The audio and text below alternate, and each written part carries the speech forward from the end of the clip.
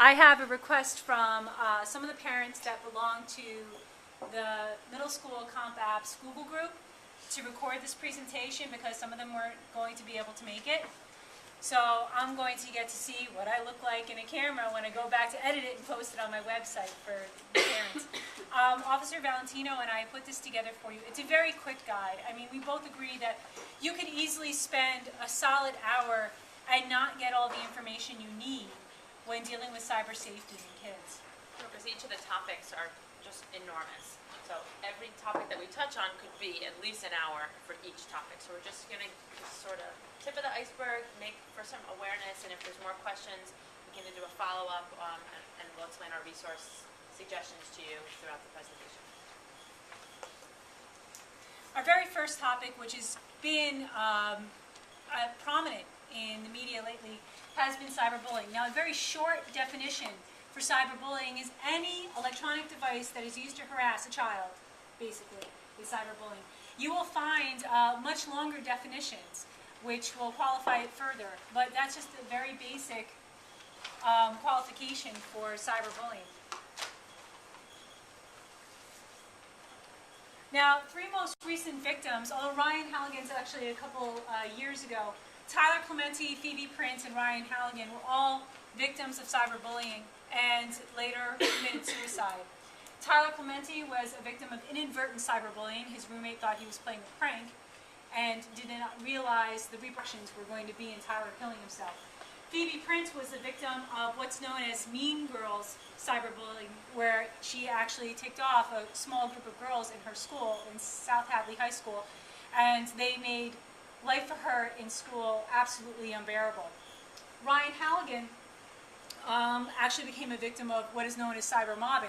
It starts off as cyberbullying with maybe just one or two people, but eventually everybody starts to jump in on the fun, and somebody else thinks it's funny, and somebody else thinks it's funny.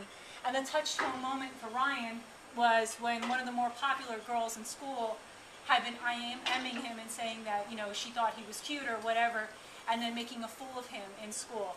Also, Ryan was being victimized with a lot of gay slurs, and that's actually, with a lot of the teen and tween boy suicides, especially with cyberbullying, that is one of the biggest digs that seems to affect them the most. But again, you know, this is our greatest fear. This is absolutely the hugest nightmare to a school district as parents, and to understand how hard they take these criticisms. As an adult, someone calls you a name, the worst name that they could call you, what do? Shrug it off, burns you inside, maybe it hurts, maybe you get angry, you don't talk to them ever again, you cut off that friendship. We have coping skills. We know how to handle it. We can get through it. We can go to work the next day knowing the person that works next cubicle and we don't get along, but I can still get through my day because I have other outlets. I can let it out. Where, you know, middle school kids, high school kids, they aren't always that strong. They don't know what to do. They don't know who to go to. Even though we are always saying to them, we're here for you. If you have a problem, come to us. But a lot of times it's a sign of weakness for them to admit that they're getting picked on. Or sometimes as parents we might shrug it off. Oh, you know, toughen up, get back in there. They're just being silly, and maybe we're not taking it seriously all the time. So it's something to think about. Were all three cases via phone, or? I'm sorry? The last two cases, I'm assuming, were via. Oh, cyber. Let me define it, because that'll actually answer your question. Cyberbullying, and what makes it so much more insidious than traditional bullying, when we were in school, all you had to do was just get through the school day. Get through the school day, get home, you had a break.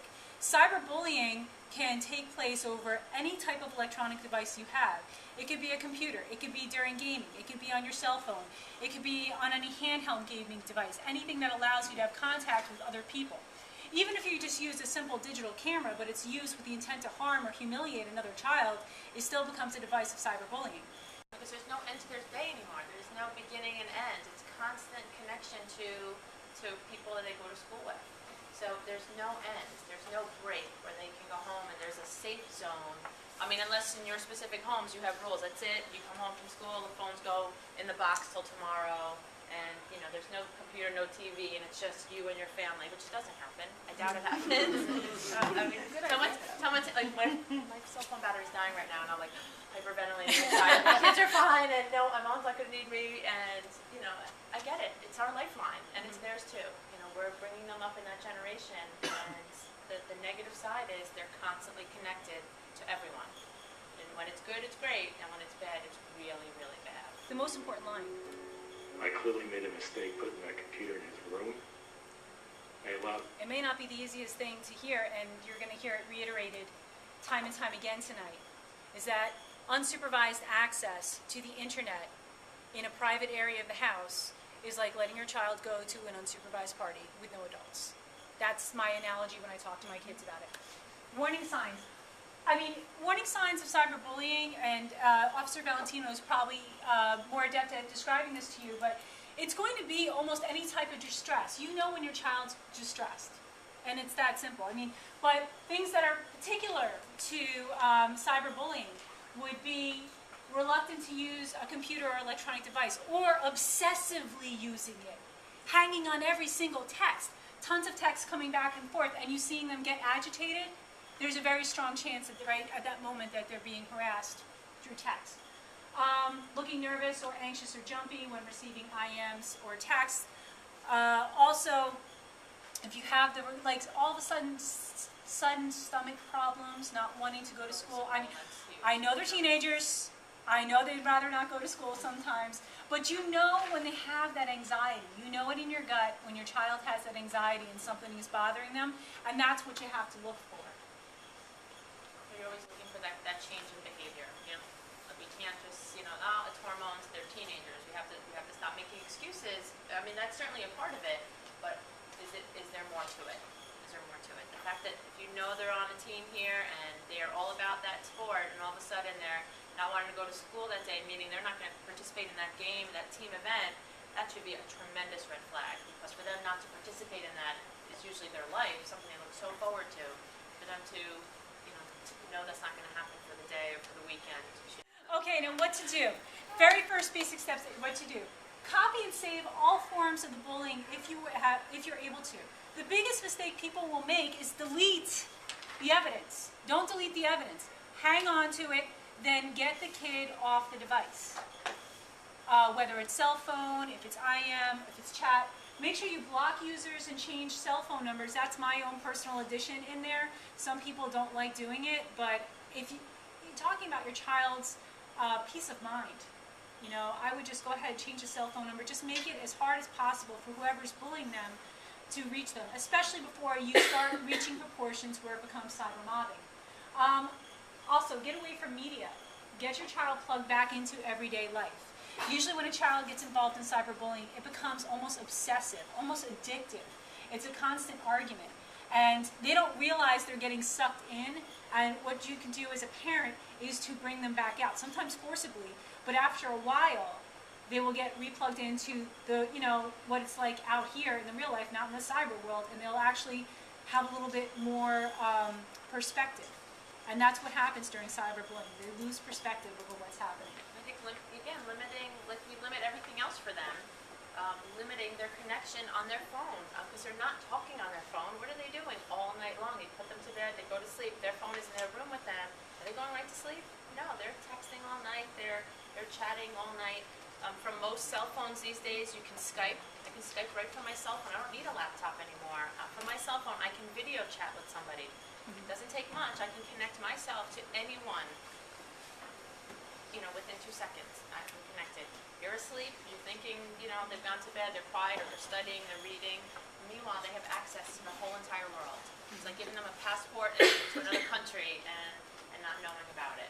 So, not a bad idea to have them, you know, check your cell phones in, you know, before they go to bed at night. And that's not going to go over very well at first, but they need to separate. They need it. Their brain needs it. They need the time out. It's healthy for them to turn it off for a little while. Okay, now, chat roulette is basically this. We all know, like back in the 90s when I was chatting, and chatting was the big thing on AOL, you know, and you were talking with people all over the world. It was just chatting, and you would randomly go into rooms or whatever. Chat roulette, basically, you go into chat roulette, and it randomly selects somebody for you to video and chat with. Unfortunately, there are several less scrupulous people on the other end of the camera, waiting for somebody to watch them. In fact, there's more of that than there are people who are just having fun and socializing on Chat Roulette. Chat Roulette does have some great capacity. You'll find, if you YouTube search, you'll find there's a guitar player and a piano player. They do ad-lib improvisational songs about whoever shows up, and it's actually quite funny. But it's extremely dangerous, highly, highly inappropriate. And the thing that scares me is you have some kids as young as 7 going on Chat Roulette, and they are being paired randomly with not well-intending adults. But what happens is, you know, you're displayed, they can see you and you can see them, and then if the person on the other end doesn't like the way you look, because that's really what it comes down to, it's video, You get nexted. you get nexted. So what do? They hit the next button. Next. Now look what I'm looking for. Next. So how does that make you feel? In seconds, you haven't made the cut. In seconds. You know, and 50 times that happens in a 2-minute period. How does that make you feel? You know, you're not selected to have that conversation with. Chat Roulette is a website that spontaneously connects you to a random stranger via video chat. The site works like this. Press start, and 3 seconds later, some 12-year-old Swedish girl is judging you. So right now he is timing how often. That's 5%. At first I took it personally. But then, after I got comfortable nexting people, I realized I would definitely next me too. I really only pause on pretty girls. So, for the next phase of my study, I called my friend Genevieve, who is a really pretty girl. 9 out of 10 people talk to Genevieve for a minimum of 2 minutes or until she nexted them. Really Okay. interesting statistic, right? 9 out of 10 stop to talk to her. She's a pretty girl. And, you know, they're curious. They're curious. So. And I've seen videos, I mean, there are children with teeth that have fallen out, young kids, who are on Chat Roulette with teens, talking smack back and forth. And clearly, the young kids' parents are not aware of what they're doing. Now, moving on to my least favorite topic to discuss, but the most necessary. Let me just go back, I'm sorry. Especially for our age group. I'm exclusively middle school. Meeting a teen girl online is actually pretty easy. You can go into any chat room and just start talking. Most of the girls are usually so insecure and desperate for attention. Attention from older guys is totally flattering. They're so much more mature and understanding than the guys my age. Age actually works to my advantage. They like to brag to their friends that they're dating an older guy, so I just play along and pretend I'm really interested. Interested in the same things I am. You can talk forever and really get to know someone without worrying about looks or whatever. That's the best thing about Chatting seems unthreatening to them, so they lower their guard. After a while, I start talking about how we're soulmates and how lucky we are to have found each other. Other people don't understand. I know what I'm doing. If you really care about each other, there's nothing wrong with me. Meeting them is the goal. Once I get them out of their house, well, that's when things get really interesting. Online predators know what they're doing. Do you? By giving them access to all these video-based technology devices, we're opening the door for this. Does that mean that every person that they're having a video conversation, they're Skyping with is a horrible person? Absolutely not. But by us not supervising it, we are opening the door that says, come and check out my kids. You know, are you interested in my children? So it's something to think about. 1 in 5 kids, and this is only 1 in 5 kids, is part of a study, and it was a study of about 2,000 kids, was sexually solicited online. I think that it actually could be a lot worse of a statistic than that actually says. Cyber predators, the way they come across, now it could be a variety of things. They could be acting the same age as your child. They could be acting the age they are, and just being the friendly adult, and totally being innocuous. Nobody is going to start, no cyber predator who knows what he's doing, or she, is going to start requesting pictures, requesting information. They become friends. The process of grooming that's what it's called. The process of grooming that a cyber predator will engage with their victim could last months, possibly even as long as a year, because they will have several people there working on at the same time. Big indicators. Cyber predators will isolate your child from you and their friends. They will want to have constant contact with your child. They could even send gifts like prepaid cell phones and bus tickets. This has been done several times. One of the easiest ways a cyber predator can keep themselves untraceable is by sending prepaid cell phones. Yeah, so any packages that you're not expecting, anything like that, should be a tremendous red flag. That would be the idea. A way to communicate that no one else knows about, not trackable. That would be the easiest way. Besides going, that's a tremendous step for them to take. The easier way for them to do it, especially with the boys, is through their video gaming. They have like Xbox Live, if they're playing Call of Duty, they're playing against all kinds of people. And yes, they're playing, but that's a terrific opportunity for them to start a conversation, and it blossoms into which potentially can be a relationship. Because they have the same common interests. They're playing for hours, as Call of Duty and other games like that. And they know this is a great way to get in there. So obviously if the child is playing, is able to play for 3 or 4 hour stretches, that's 3 or 4 hours. They're probably not being supervised 100%. Even though they may be in their room or downstairs in the family room, they're home, but they're not under constant supervision because they're home and they're downstairs. What's going on? So they are able to start to see patterns of when they have a clear avenue to sort of start manipulating their minds. And then it goes from these gaming sites to maybe a chat room, or to emails, or to texting, or other ways that they can have a private video-to-video conversation. And then from there, we can only imagine how bad it could get. So these are also things to think about with that video gaming. In the same way, if they're playing against someone, do you know who all these people are that you're playing against? Have them over. Why don't you invite them over this weekend? I don't know who they are. And I wouldn't bring them here. I don't know who they are. But instead, they're playing with them for 4 hours on the weekend. That they're not seeing that it's still a relationship that they're having. The person, they would never just start talking to a stranger in the street. They know not to talk to strangers out there. But once they're in their home and they have this in their pocket, they don't see that it's the same thing. Also something else about cyber predators, the pictures, a lot of times, actually this happened in 2 cases I can think of where a boy thought he was chatting with a girl and they exchanged pictures, inappropriate pictures, and those pictures were later on used to blackmail the boy into meeting. And this was from a predator, so the predator was impersonating a girl. Pictures are oftentimes used for blackmailing or, for getting their victims to reveal more information or to meet them. Typical predator. Nicholas Stone is a father of 3.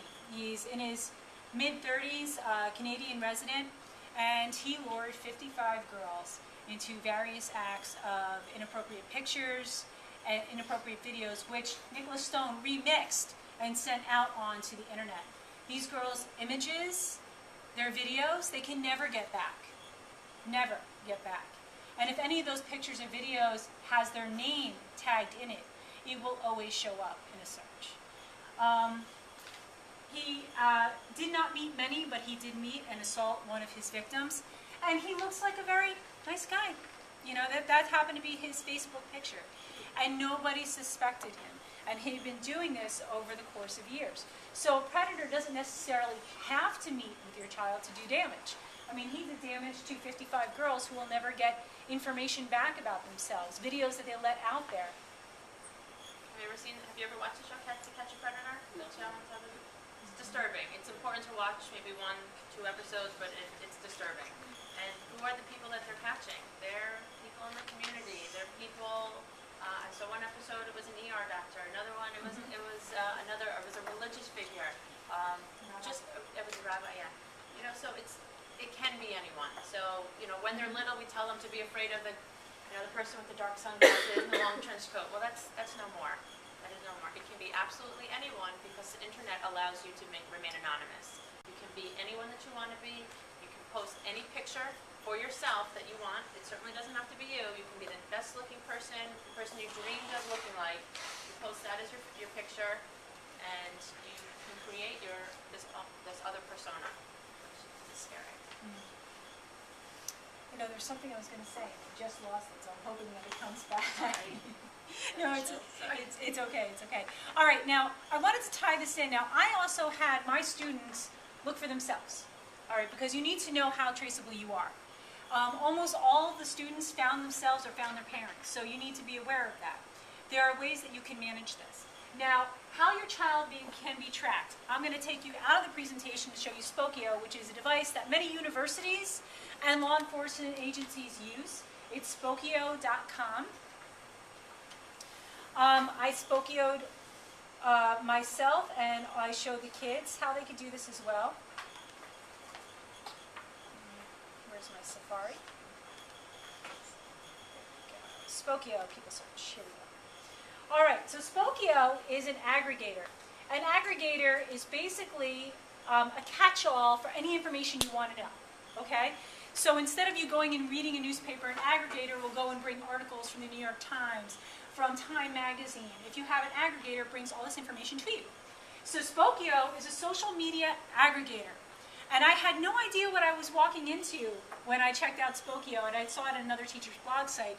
You know, take a look at this. It's either profoundly good or profoundly bad.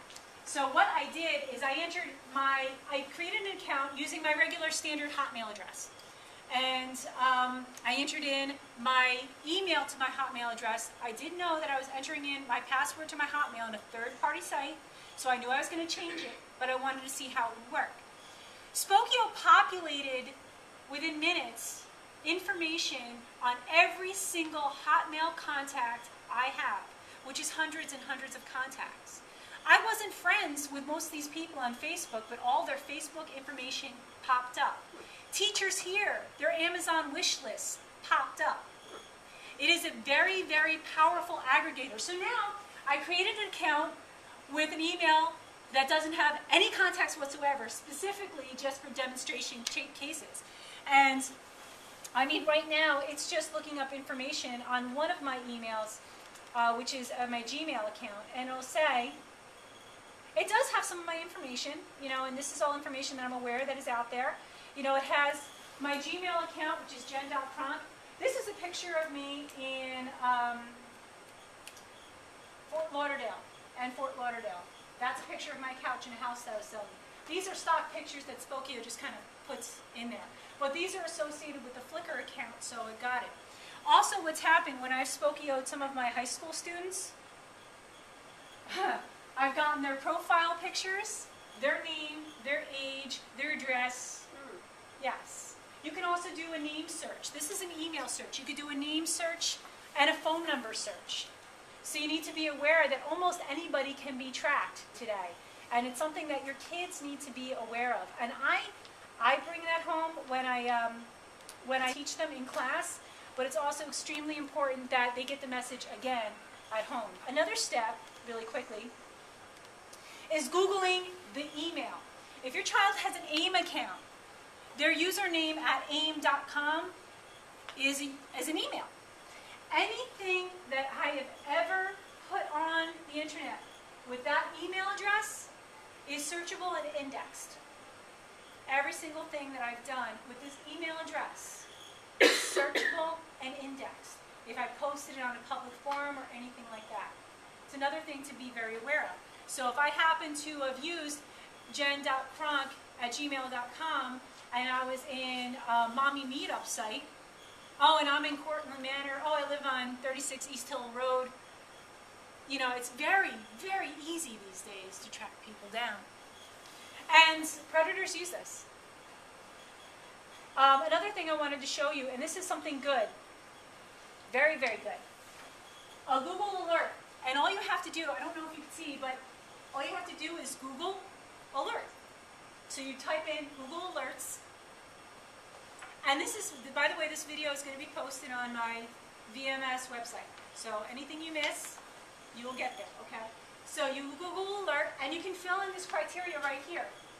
I want all results for Jennifer Kronk, and this right here is, what kind of results do you want? I want everything. I want media, I want written, I want sound, everything.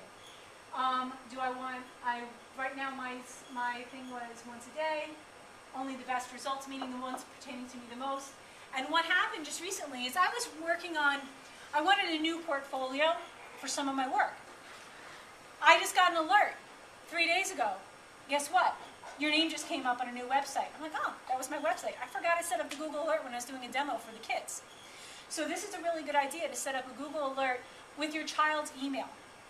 And also with yours. I mean, you know, it's always good to know what information is out there.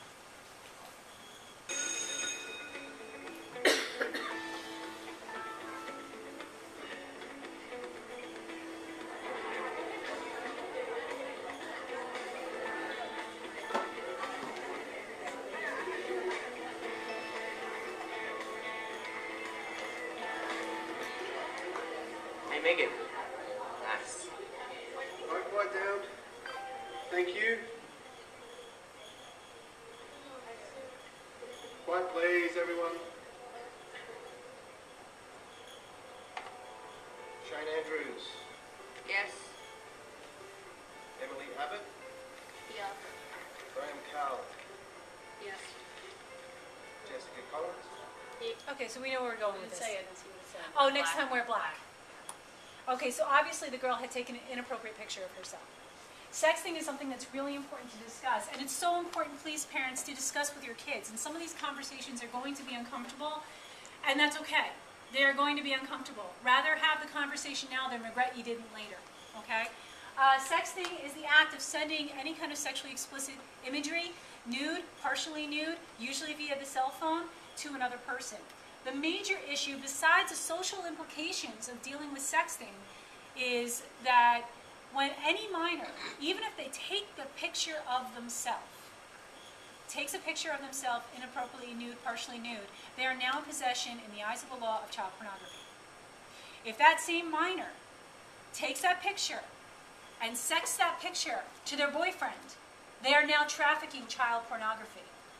And it isn't being enforced in some areas of the law.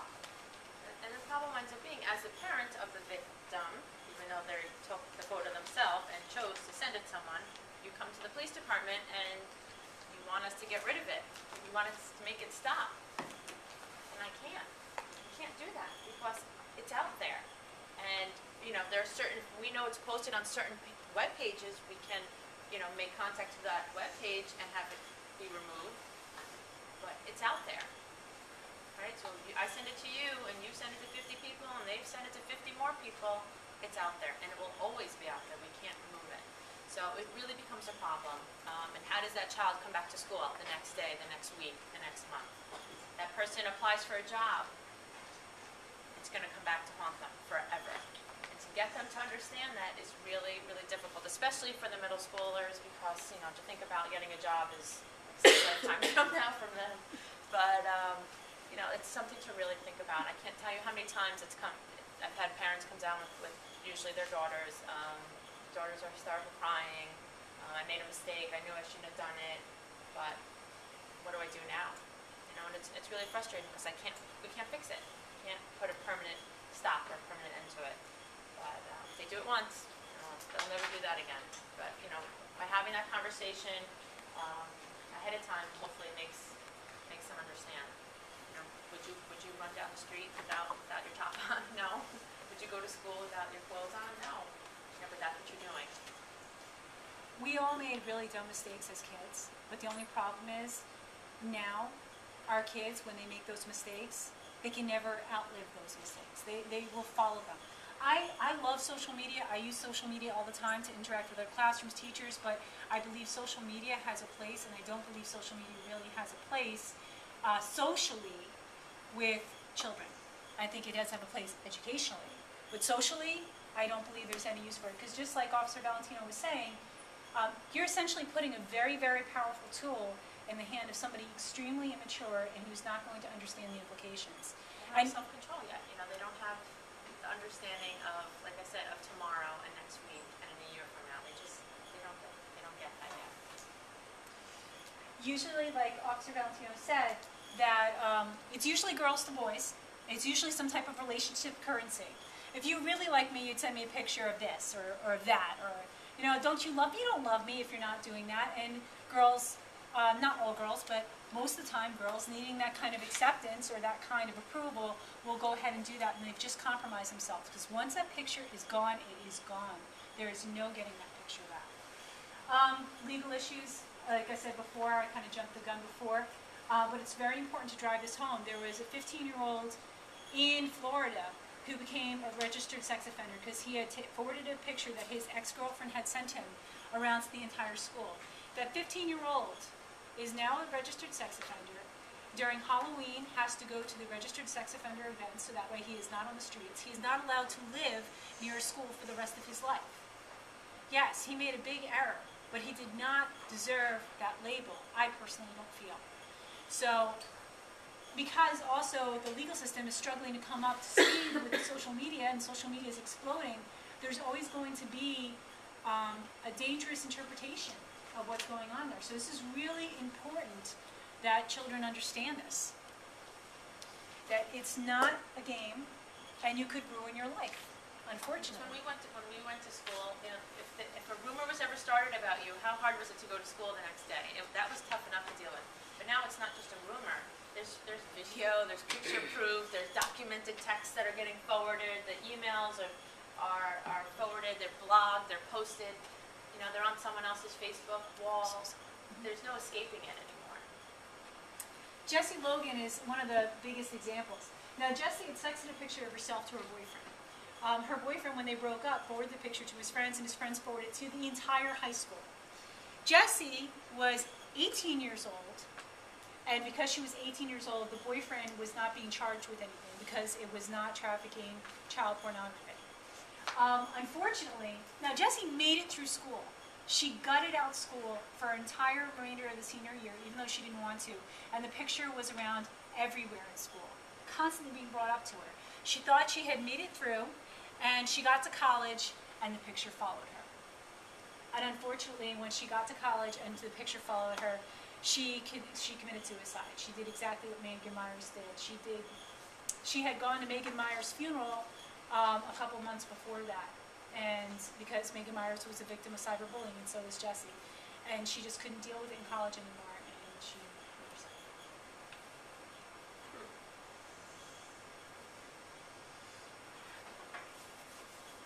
Now, this was very, very, very surprising, and what was even more surprising was this, that I have 6th graders that have Facebooks.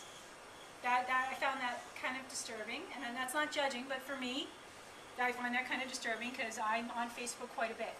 Now, about 90% of my 8th graders have Facebooks. Roughly 65% of my 7th graders have Facebooks. About my 6th graders, who I didn't initially put in my survey study, I found out by accident that about 30% of them admit to having Facebooks. You know how old you're supposed to be to have a Facebook account? 13. So, how old are our 6th graders? Are they 13 yet? They're 11. So they're lying about their age on their account somehow, some way. Right? When they're creating their profile, they're not being honest, which Facebook allows. Right? You're allowed to create whichever profile you want. You can be whomever you want to be on there. Otherwise, if they were being themselves, they wouldn't be. I wrote to my nephew. I saw my nephew on Uh-huh. Facebook, and he's 13. Right, because of age But- now. Okay. I said, "You were not born on May 3rd, 1995." Now, He said, "I did that because I had to be 13." I had to be 13, so they know. So the perfect example is to use them. Say, well, you're a good person. You're just on there to chat with your friends, and even you are creating a false identity. So think about how many other people are also creating that false identity so they can get what they want out of it. You know, because they're doing it too. They know the workarounds. I finally remembered the point that I forgot. Going back to cyber predators, but it's also very much in the same line as Facebook. I would suggest very strongly that if you come across your child talking or chatting with somebody they did not meet in real life, that they do not know from the community, that they stop that communication immediately. Because that is where the danger lies. And the same thing with Facebook, and I'll get into that too. Now, by default, Facebook updates will usually reset all privacy settings back to recommended. Recommended means that anybody can see your profile picture, that anybody can have access to your photo albums. They don't have to friend you to be able to see your pictures. Also, friends, unless you disable this function, friends can check you into locations, unless you disable that. So that means that if one of my students is at the Westchester Mall with one of her girlfriends, or they're going to go see a movie and somebody else from the middle school is there, oh, Hannah's at the Westchester Mall, checked in. So it shows up in everybody's wall who happens to be friends with her that she's in the Westchester Mall at that moment. Really, really, really can endanger you. I mean, I Say can. that again? So basically, a friend can check you into a location. So if I know you, and I happen to be, let's say, at the Danbury Fair Mall, and you happen to be my friend on Facebook, and I have my mobile app right here. Oh, how nice. I just happened to run into so-and-so. Boom. And your location is going to show up in other people's walls, whoever you're friends with, that you're there at that moment. Now, something else about Facebook. This is important to realize. Now, I'm going to this in a minute. Are you absolutely sure that your Facebook site is completely private? Now, this was a survey that I gave in the very beginning of my class to my 7th and my 8th graders. 64 kids in my class said, yes, my Facebook is private, nobody can see it, my parents are friends with me, I'm good. Well, as I started going into dangers of social media and cyberbullying, my kids actually asked me to do a lesson on Facebook. And I was faced with a conflict because I told them, I do not agree with you having Facebooks. I do not support you having Facebooks. I do not think it's a good idea. The last thing I want to do is be doing a lesson on Facebook. But it would be remiss of me as a teacher to neglect to show them something that will keep them safe. So I said, okay, I will show you this. We're doing privacy settings, and we're going to do it now. After that lesson, after that lesson, there were 64 kids that said, we're absolutely safe. These three numbers right here, I was asking about agreeing. 83 of my kids all admitted that they were not safe. Their profiles were not private and were able to be viewed by everybody.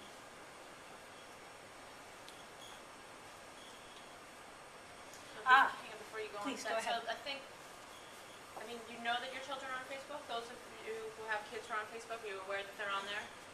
Yes? No? Yes? No? Maybe? I would think that the only acceptable rule would be if you have that account, that's fine, but you have to have their password. And when they freak out about it, that's your red flag that they're up to something. Okay? Because it has to be open communication. If you're just on there chatting with our family and our friends, that's great. And I can periodically check in because that's my job. I'm the parent. And if they're fine with it, then you can sort of rest at ease a little bit. You don't have to be checking it every day. You don't have to become obsessed about it either. But you know, you periodically check in on it, whether they know when you're on or not. That's up to you. But that way they know that you're watching. That makes them think twice about what they're saying, what they're posting, and what they're doing. And that's with all of these sites. You have to have their passwords. I'm so sorry. We'll start wrapping it up. I didn't realize Right. how far along we were going, and I don't want to hold you guys very late. It's just such important stuff. You know, it's really, really important stuff.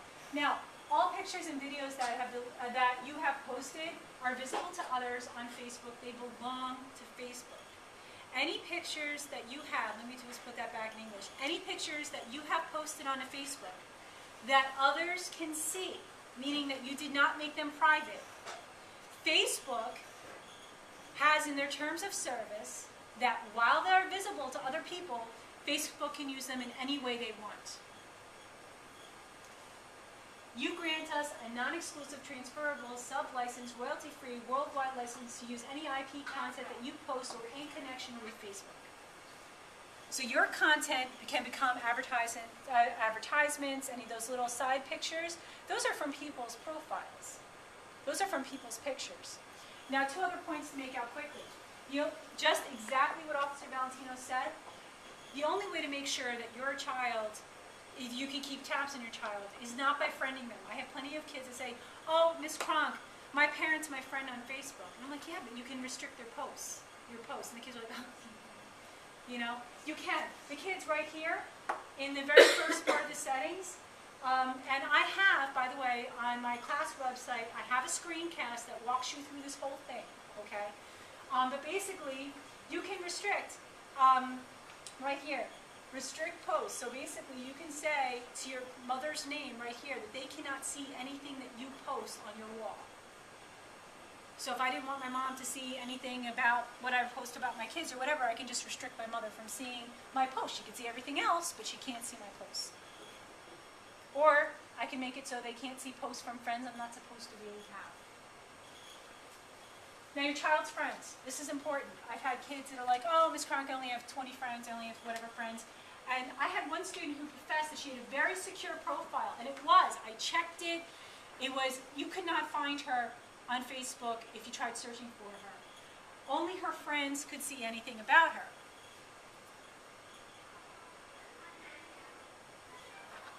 The same girl had 1,000 friends. They're totally missing the concept of what a friend is. It's lost its definition in a sense. It's just people that will associate with you. It's no longer someone that you've met in person that you have a relationship with, that you share the same interests with, that you would invite to your home in front of your parents. That meaning no longer exists. And that's really what a friend is supposed to be, as opposed to some stranger. This is really 1,000 strangers that, you know, she has linked connection to, which is really, really scary. Yeah, I seriously doubt that she knows 1,000 people face to face. It's just impossible.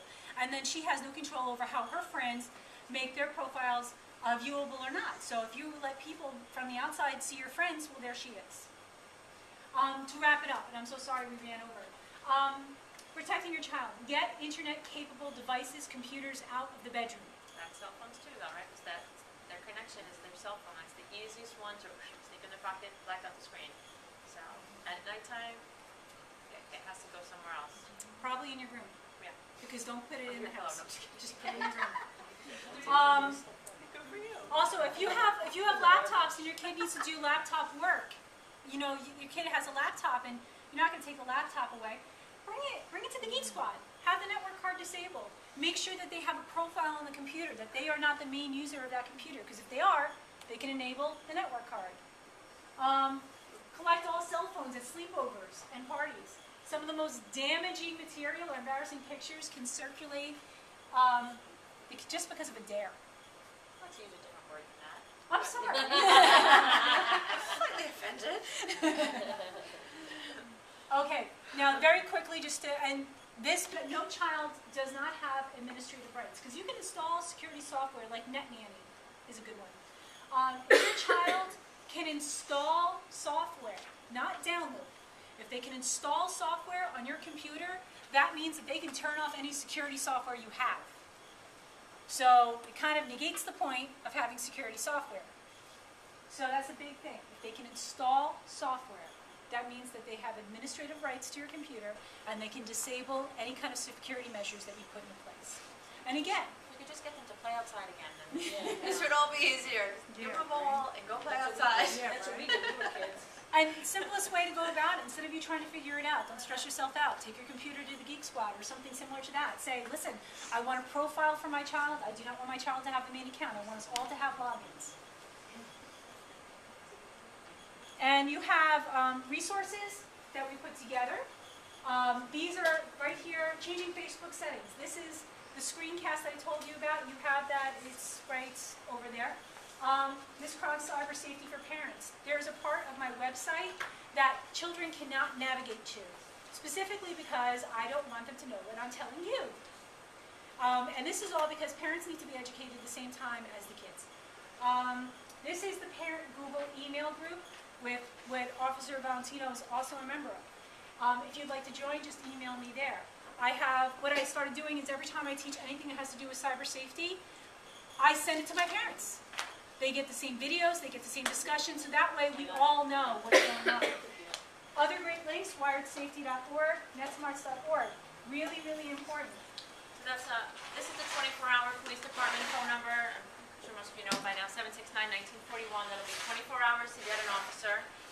So even if it's a non-emergency situation, you're having a situation with your child, something you're hearing, you can call that number at any time, and if it's not an emergency for the moment, where you don't need an officer right then and there, and you want to speak to a youth officer, myself or Detective Greenberg, you can just request a youth officer, and they'll patch it to our voicemail if we're not in the building at the time.